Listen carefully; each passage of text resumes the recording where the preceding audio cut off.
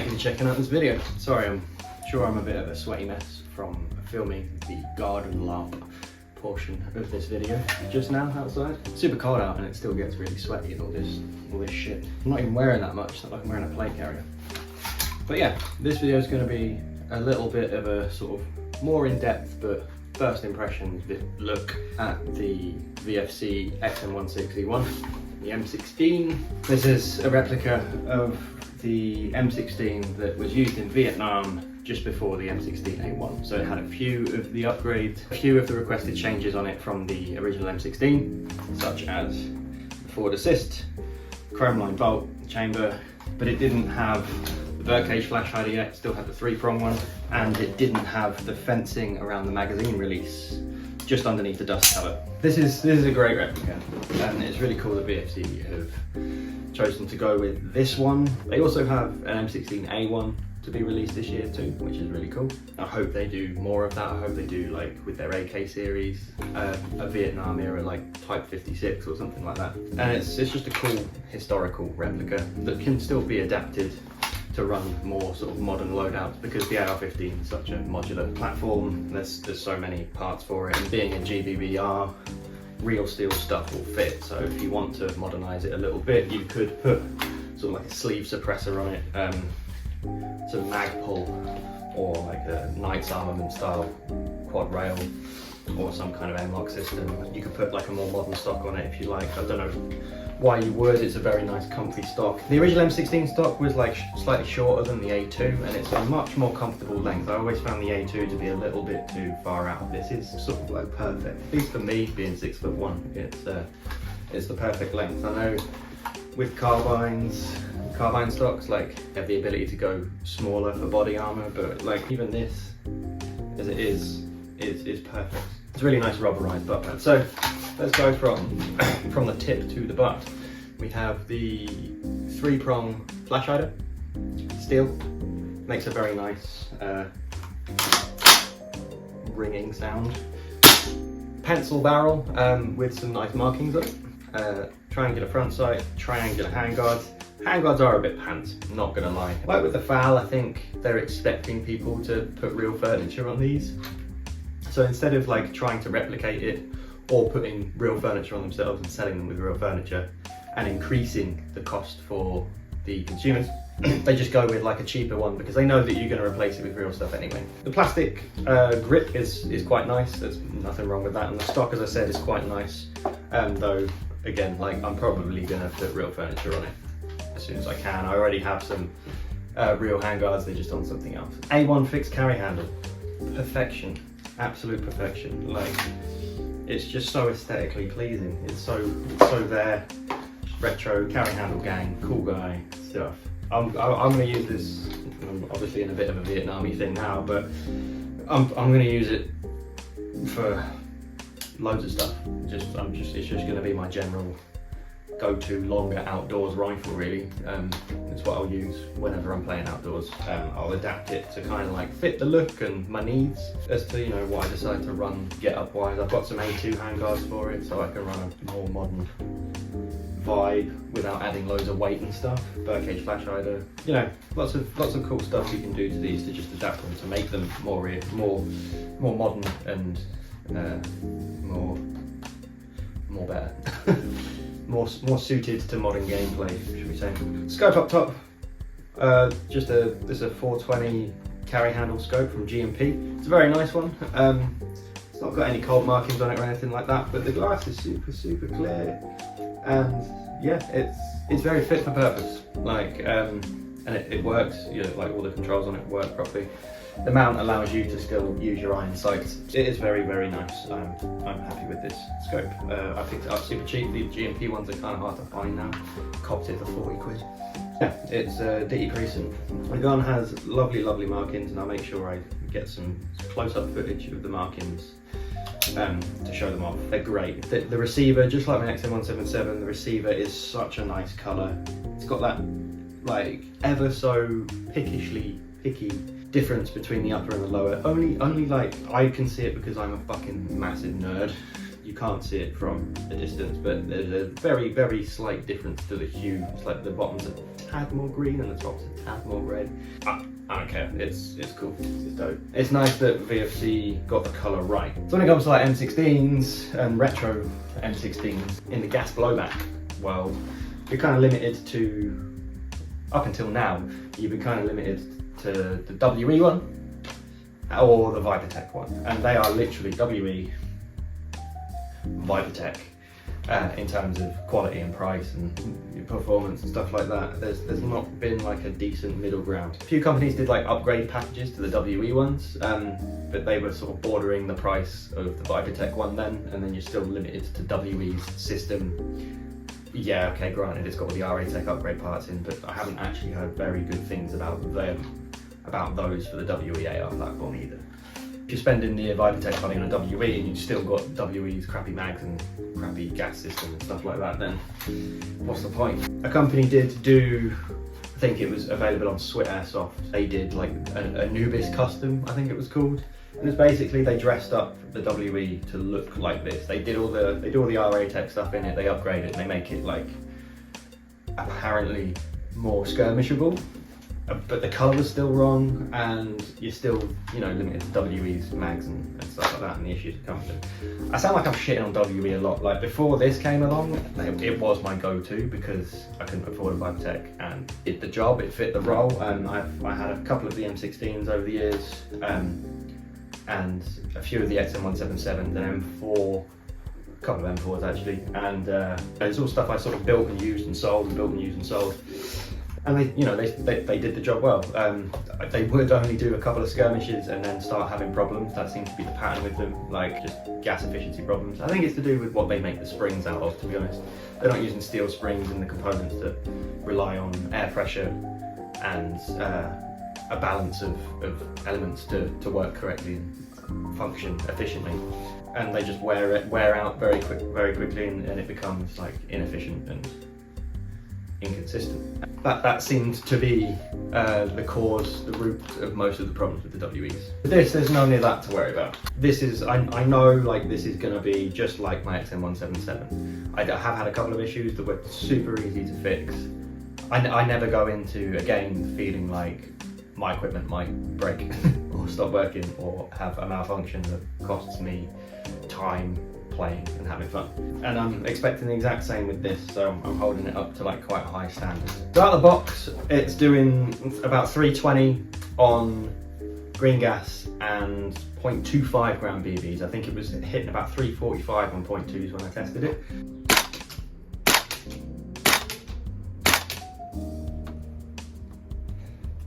.300 FPS on 0.25 gram BBs. Which is bang on the money. I'm not going to be using this for CQB, I'm going to be using it outdoors, so that 350, tickling that 350 limit on 2s is right where I want it. One of our mags, as it came down on gas, the FPS came down to around 300, and that's fine. If my lowest FPS one, when it's sort of sputtering at the end of its gas, is 300, that's a pretty acceptable drop, I think. One thing I have noticed that could be better is the full auto performance. The rate of fire on full auto on a fresh mag is awesome. In like a good temperature, in your ideal temperature, the full auto performance is perfect, it's fine. It's nice and rapid and rattly, and the whole thing shakes, and it's very, very satisfying, very pleasing. Shortly after that fresh gas, once you've done a couple of bursts with it, it will decline. Like the rate of fire will noticeably decline, and it will sort of chug along a bit heftier, kind of like like you would expect an LMG to. So that is my first and only at the moment, but it's like the first kind of disappointment with this. Rate of fire on full auto could be more better. Granted, like, I'm not going to be using full auto a shitload anyway.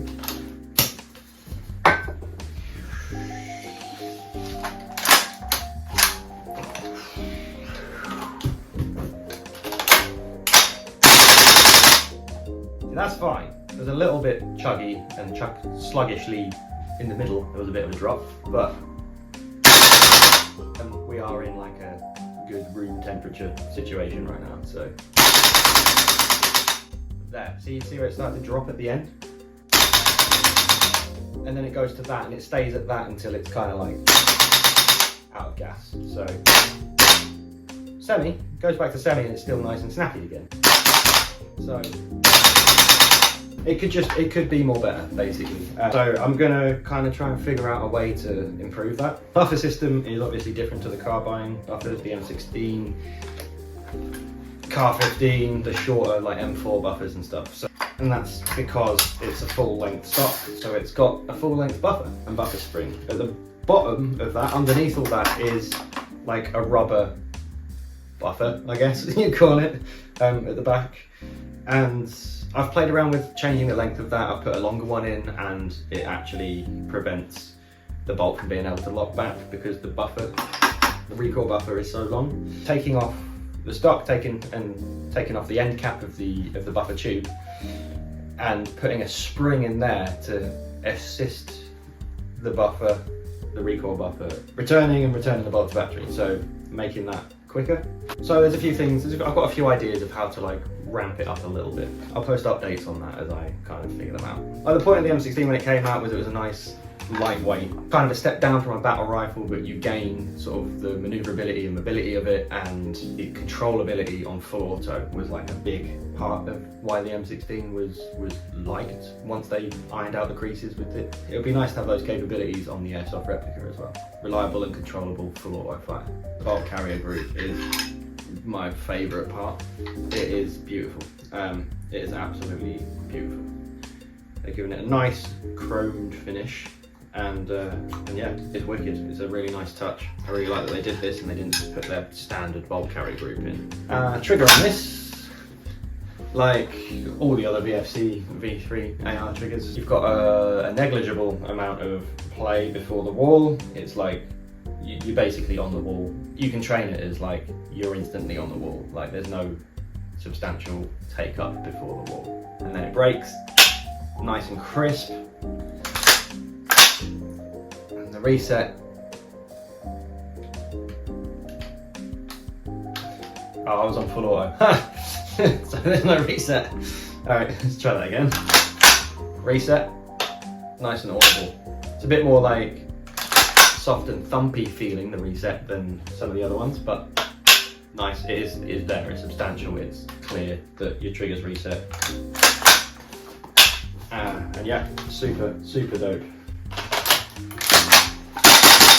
Some of the other details that they've just smashed are like the little dimples in the pins, and the fire selector, the DoD stamp, which is definitely going to wash off. It washed right off of my XM177. So I definitely got sidetracked. We were going from tip to butt, and then we just didn't end up going from tip to butt. Everything on this that should be metal is metal. It's not like a really nice sort of forged aluminium. It's not a steel barrel like you'd expect to find on a real one. VFC have kept it to a budget on this rifle in terms of build materials. It feels tough and like rugged, and like it can take a decent amount of wear, but I'm not going to be beating into it like I am with the MP5. It's definitely it's still an airsoft gun. It's a very fucking nice feeling, quality, tough airsoft gun, but compared to like the MP5, the VFC MP5 and the FAL, they feel real.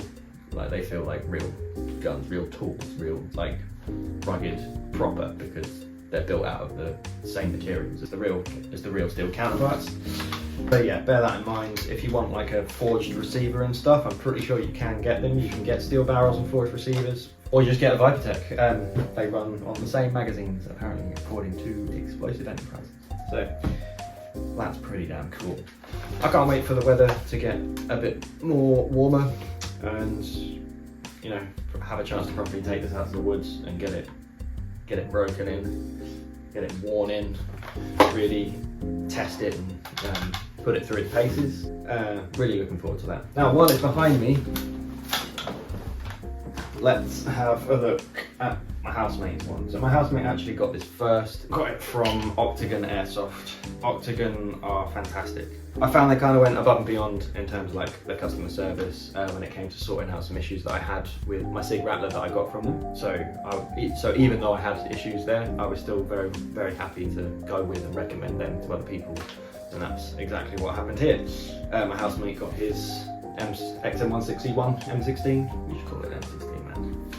He got his M16, it arrived, and I was kind of blown away by it. I really wanted one as well. Ever since I got the XM177 pretty much, I clocked MOA 2022 that there was an M16 on the wall, and I was like, oh my god. That was just to display their grenade launcher that they had coming out, the XM148 grenade launcher. But it was kind of obvious that they were going to release an M16. I wanted one for a while. When this turned up, he offered to help me get it because I couldn't at the time, which was really nice of him. And that helped, you know, take advantage of when it first comes out and it's out in Asia and it's a lot cheaper. I think all in costs about 440 quid to order these from Octagon and have it shipped. Customs didn't notice them, so that's a good thing. That's good for us. You know, I'm not going to guarantee that that's the case for everybody, but everything I've ordered from Octagon, customs just let it slide straight through. So that is a win. So yeah, you can either do that, import it yourself, risk a customs charge, but you know, on the cost of that, it'll only be another like 100 quid.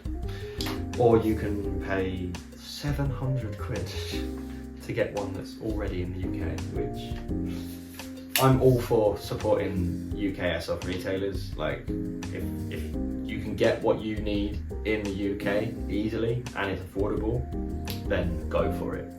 But a 300 quid markup, nearly, no thank you. Just for what? For the convenience of it already being in the UK.